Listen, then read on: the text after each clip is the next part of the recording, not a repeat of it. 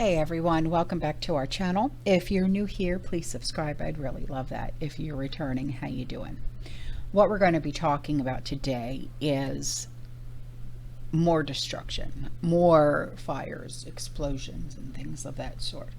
Things that I'm just now finding out about. And the first one is multiple fire departments responded to HAN, H-A-H-N, transport in Ripon, R-I-P-O-N, after a fire caused diesel tanks on semi-tractor trucks to rupture. Now, according to Ripon's area fire district, crews responded to a report of a fire at Han Transport on Hall and Douglas Street just before 5 p.m. on Saturday, February 19th.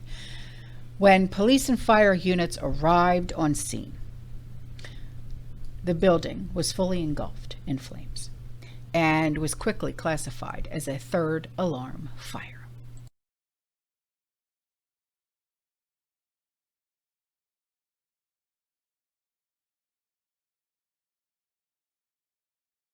There's also a huge fire burning at a Brooklyn warehouse.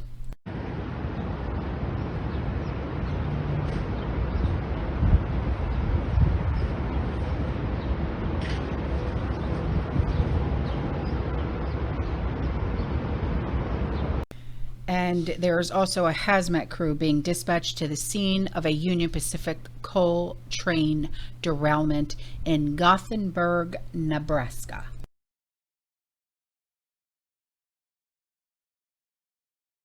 Now, this building contained several semi-tractor trucks filled with diesel fuel, with the fire appearing to cause several of the diesel tanks to rupture.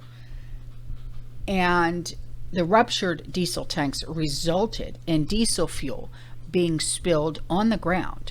Now, despite losing 4 of the semis of the transport building, the company is still doing business, and employees are working with the 3 remaining semi-trucks.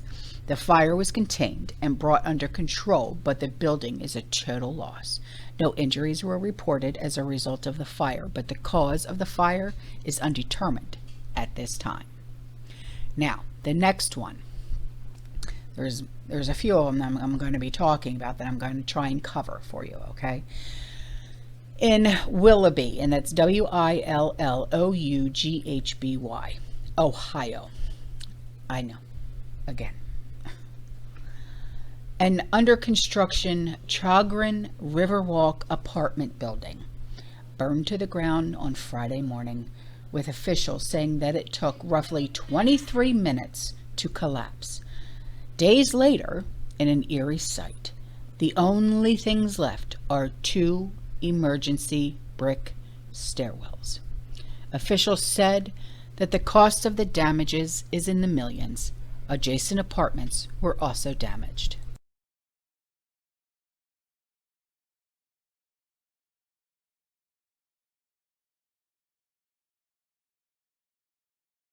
Now, the windows that shattered are now boarded up. Melted siding now hanging off the buildings. Luckily, residents can still live in their homes, and officials said that over 50 cars were burned, one belonging to residents that lived at the other Riverwalk apartments. Now, on Monday, auto adjusters were out surveying the damages to their customers' cars. Nearby businesses and schools were not affected, but the Willoughby Fine Arts Association, which is located across the street from that apartment complex, was closed over the weekend because of the fire. They are back open now with no damage done to the building, and the cause of the fire is now under investigation. The next one happened in Fayette, West Virginia.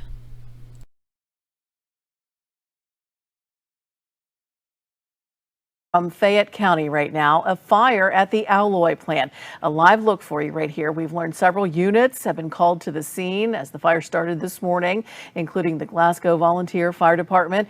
We're working to get some more details right now, and we'll update you here on air and online at Now, this one is another train that has derailed in Ohio.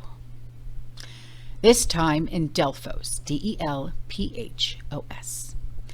It's a small city approximately 88 miles southwest of Toledo, near the state's western border.